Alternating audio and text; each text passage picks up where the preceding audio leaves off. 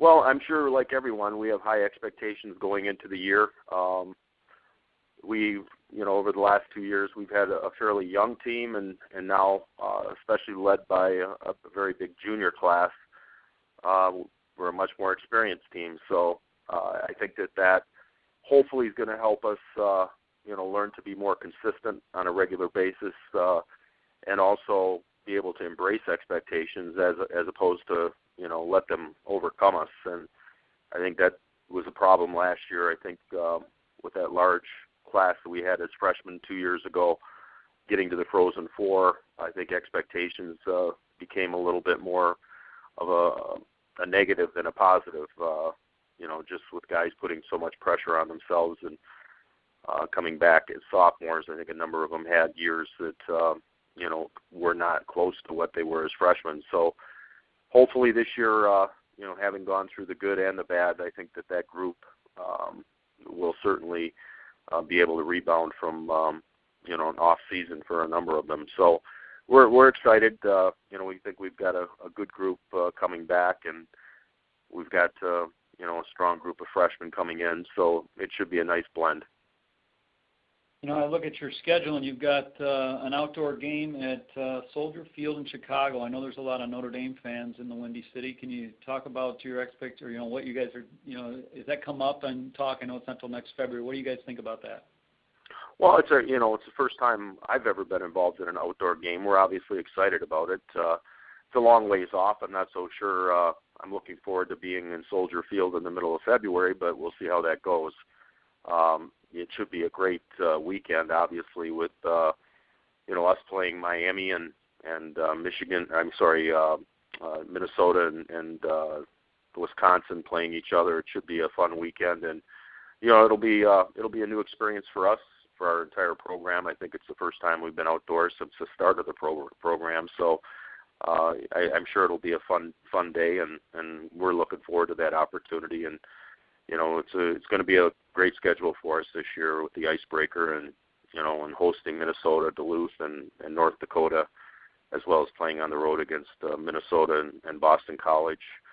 And obviously the CCHA schedule will be second to none. I expect our league to be as challenging or more challenging than it was a year ago.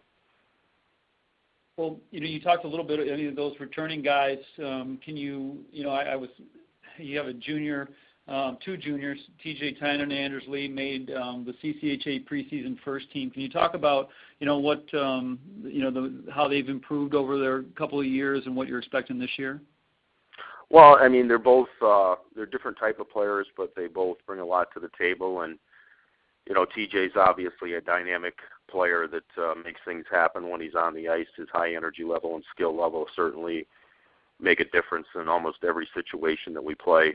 And Anders, he's more of a power guy, good shot and goal scorer. We're moving him to center this year, so him and Tynan will not be isolated, individually. And it's really, in my opinion, I expect great things from both of them, but it's going to be about a number of other guys and how they come back from last year and show that they can be productive offensive players and be more complete players. Guys like Jeff Costello, Brian Rust, Nick Larson, Mike Moran, and Austin Withridge as a freshman last year had a good year, and hopefully he can take another step for us up front as well.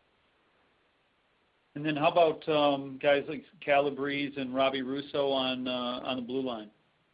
Well, I mean, Calabrese is our only senior. I thought he took a big step last year. He's a productive offensive player for us, and certainly is a guy that's going to have to lead from back there because we have a four-man junior class on defense, and those guys are going to be relied upon to be a factor for us. Stephen Johns and Shane Tacker, along with Kevin Linden and Jared Beers, is a group of juniors, and for the first time in 3 years, we can say that we have an upper-class defense. Robbie Russo being the only sophomore, and the brother of one of our former players, Andy Ryan, will be our only freshman defenseman. So, it's going to really be based on them being able to step up and continue to develop And the biggest key will be our back end, the goaltenders. I thought that Stephen Summerhays took a big step in the second half of last year. The last 2 or 3 months, he played fairly well and consistently, which is something that we've lacked over the last year. So I think that getting stability back there is going to be a primary concern. And Mike Johnson's played well for us at times in the past, but never really been able to step up and show that level of consistency. But Summerhays took a big step, like I said, in the last 2 months of the season. How about in your limited sightings, any impact freshmen that you think coming in? Well, I mean, we have 4 freshman forwards that all had great years last year. They all won championships and won their last game of the season. The 2 young guys from British Columbia, both from Minnesota, Mario Lucia and Stephen Fogarty, we're expecting to be able to have an immediate impact. Obviously, Lucia is going to be out for the first 6 weeks here, but both of them had tremendous years offensively last year. I think that, Thomas DePauli from the national program, he won a championship in the World Championships, and he's a high-energy guy that's going to certainly add to our skating and penalty kill early on. I think he's a guy that will draw some attention just because of his energy level. And Sam Hare won a championship in Green Bay with USHL, and Sam had a great year offensively as well. So all 4 freshmen have contributed, from an offensive perspective. I think that all 4 of them have a chance to start right away and potentially make an immediate impact. Andy Ryan on the back end is a very solid defensive-type defenseman, real smart, good defensive stick, makes good plays with the puck. I think he's a guy that may not be noticed as much as the other 4, but may add to our depth on the blue line. The last question comes from Paula Weston at USCHO.com. What's the final season of the CCHA mean to you and your program?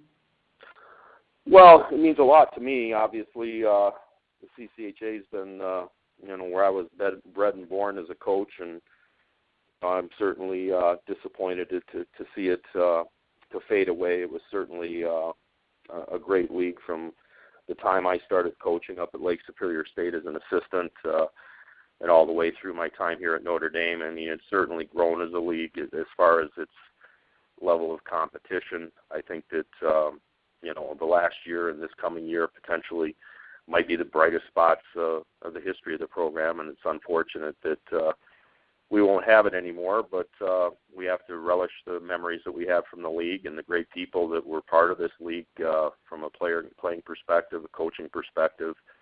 There's a lot of great names that have come through this conference, and and a lot of great memories that I have not only from my time here at Notre Dame, but also my time at Lake